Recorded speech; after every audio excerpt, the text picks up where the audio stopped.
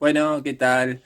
Bueno, como les había comentado el viernes, iba a hacer una especie de comentario adicional, si se quiere, o un poco profundizar un poquito con respecto al positivismo en Argentina.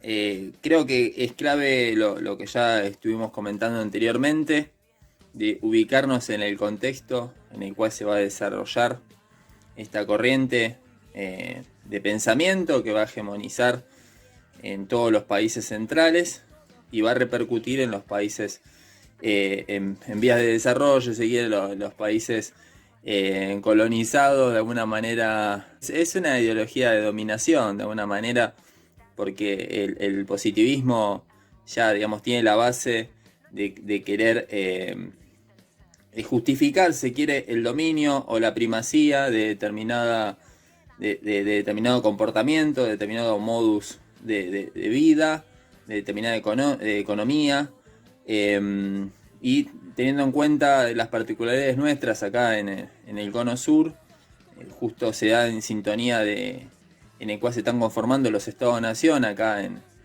en América del Sur, y tanto en Argentina como en los demás países, para las élites fue una herramienta notable de alguna manera para poder conformar, si se quiere, una identidad nacional que los mantenga, digamos, en el poder y justifique ese dominio, ¿no es cierto?, del poder político en manos de una oligarquía, en manos de una élite, de un grupo que a la vista parecía que era la gente indicada, la gente preparada para poder delinear, digamos, el rumbo económico, político y social de ese momento, ¿no?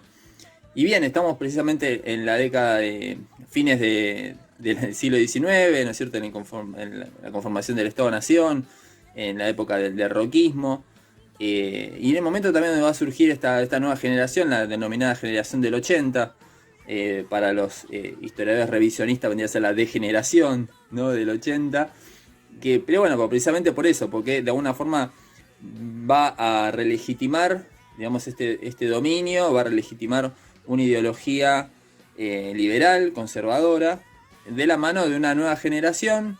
Muchos de ellos van a ser ya hijos de inmigrantes, de la primera oleada migratoria que va a llegar al país. Y básicamente estos pensadores también van a ser funcionarios del Estado, van a ocupar determinados roles claves que se va a utilizar por parte del Estado para poder delinear una suerte de cosmovisión que conforme un ideario nacional, ¿no es cierto? Ante este nuevo desafío en el cual se encontraba particularmente la Argentina, con las grandes oleadas inmigratorias que llegan a fines del siglo XIX y a principios del siglo XX, donde detectan una nueva amenaza, ¿no?, una nueva barbarie de la mano de inmigrantes que no eran en principio los deseados por aquellos, si se quiere, fundadores de esta organización nacional poscaseros, ¿no? Bien, y vamos a encontrar un montón de grandes personajes en este momento, como el caso de José Ingenieros, como el caso de Lucio Mansilla, Miguel Cané, o sea, son todos personajes que no ocupan precisamente las primeras líneas del gobierno, sino por el contrario, son perfectamente funcionarios del Estado que ocupan, digamos, roles preponderantes a la hora de transformar y ejecutar políticas de Estado que ayuden a dominar este liberalismo conservador. Sí, y en el caso de la historia vamos a encontrar un montón de personalidades que de distintas referencias, ya sea más ligada a lo económico, ya sea más ligado a lo sociológico, a lo psicológico, van a tener determinados perfiles. Por eso el positivismo argentino se lo puede denominar como una corriente de pensamiento, sino más que nada hay historiadores positivistas que adhieren, digamos, a esta ideología, ¿no?, esta corriente de pensamiento que estaba dominando en esta época, a fines del siglo XIX, principios del siglo XX. Y nos vamos a detener principalmente en uno de ellos, en José María Ramos Mejía, nacido en 1849,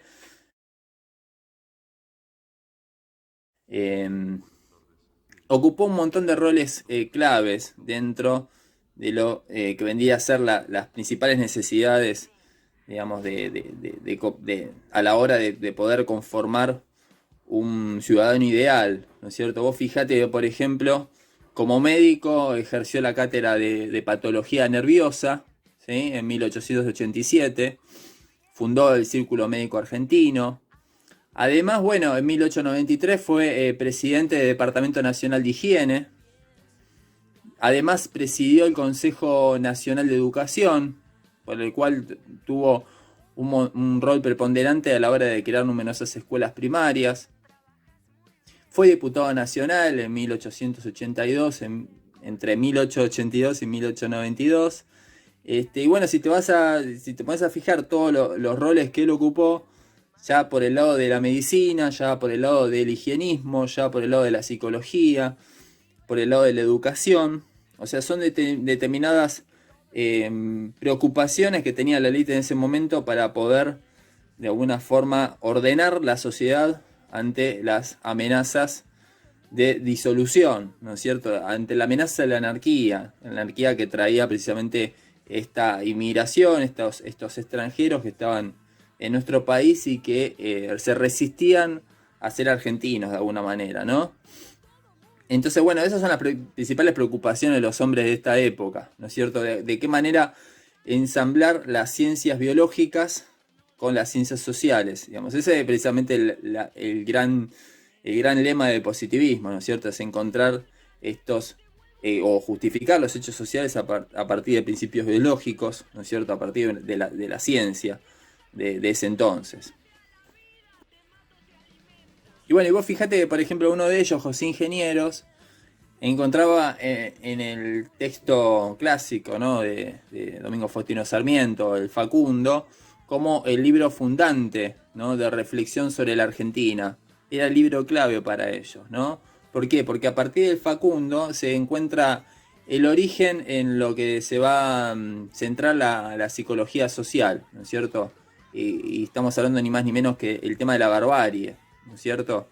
Esta barbarie que encontraba Sarmiento entre los gauchos, entre, digamos, los criollos, los paisanos, los seguidores de los caudillos federales, ahora se transformaron en otra preocupación. Hay una nueva barbarie, ¿no? Que surge en este momento, que son precisamente este aluvión inmigratorio, con ideas foráneas, con su resistencia a la argentinidad, ¿no es cierto? Y bueno, precisamente encuentran ahí, digamos, la herramienta o la explicación de la problemática argentina, ¿no? La amenaza eterna de la barbarie.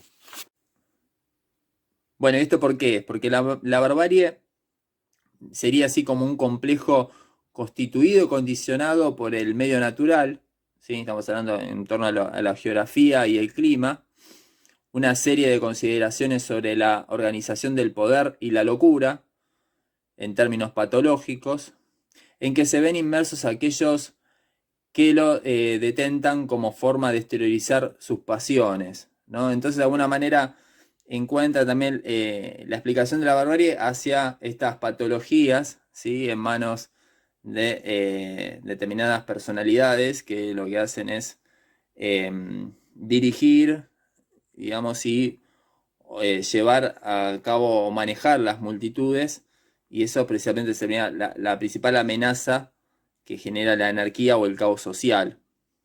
Entonces, por eso, en el caso de Ramos Mejía, él se va a centrar a analizar, ¿no? Cuál es la patología que tenían estos grandes hombres, los hombres célebres, ¿no? Y entonces van a encontrar, precisamente en los casos, por ejemplo, de Artigas, o el más particular y el más claro, el caso de Rosas, eh, cómo a partir de una patología que tenía, digamos, el gobernante, cómo se explica esa exacerbación del poder, ese dominio, ese manejo de las masas en pos de generar una tiranía, de generar una barbarie. Este modo de pensamiento se encuentran en pensadores y políticos, ¿no? Que intentaron pensar la constitución de la nación, preocupados por la anarquía, el desierto, la calidad de la población, así como su escasez, la falta de instrucción, y de bajas aptitudes morales. O sea, el peligro en ciernes es la disolución nacional. Y en ese sentido, el concepto de locura está relacionado con la barbarie. Por ende, es una anomalía, es una palabra clave. El tema obtenido de los términos sociológicos de ese entonces, ¿no es cierto? El tema de la anomia, la anomalía, todo lo que no es normal, es ajeno al orden, o sea, tiene que ser separado para que no se contamine, digamos, la sociedad. Por eso está entendida la sociedad como un ser vivo, un ser biológico, un ser, digamos, que eh, puede ser perfecto si se le quita, digamos, eh, esas, digamos, anomalías que pervierten, digamos, o pudren la sociedad. Bueno, y una de sus obras más conocidas de Ramón Mejía es La neurosis de los hombres célebres, desde 1878, cuyo prólogo está realizado por que vendría a ser su mentor, Vicente Fidel López. Para él, digamos, en esta obra paradigmática de Ramón Mejía, la historia estaría determinada por la acción de personajes excepcionales. De alguna manera también hay una idea también muy vinculada a la filosofía, por lo cual todavía está vigente la idea de estos grandes hombres que son como los motores de la historia, pero acá visto de una manera patológica desde el lado de la psicología, como determinada eh, particularidad psicológica que tiene, digamos, el gobernante puede llegar a condicionar para el éxito o para el fracaso de una sociedad, ¿no es cierto? Es la explicación unidimensional de alguna manera. Por ejemplo, un fragmento de lo que dice Ramos Mejía, la explicación de ciertos acontecimientos históricos debe buscarse en muchas ocasiones dentro del cráneo del rey hipocondríaco o de algún mandatario enardecido por las vibraciones enfermizas de su encéfalo. Ahí hay unas grandes referencias eh, con el torno, digamos, el tema de César el Hombroso, ¿no? El tema de la criminología, esta cuestión de que medían los cráneos para ver, digamos, si en función de la medición del cráneo, si esa persona era, digamos, un delincuente, un tipo enfermo, un peligro para la sociedad. Entonces, bueno, focalicemos, ¿no? Digamos, en esta época tan clave, donde a partir de la ciencia ya condicionaba el desarrollo no solamente de las personas, sino también de la propia sociedad.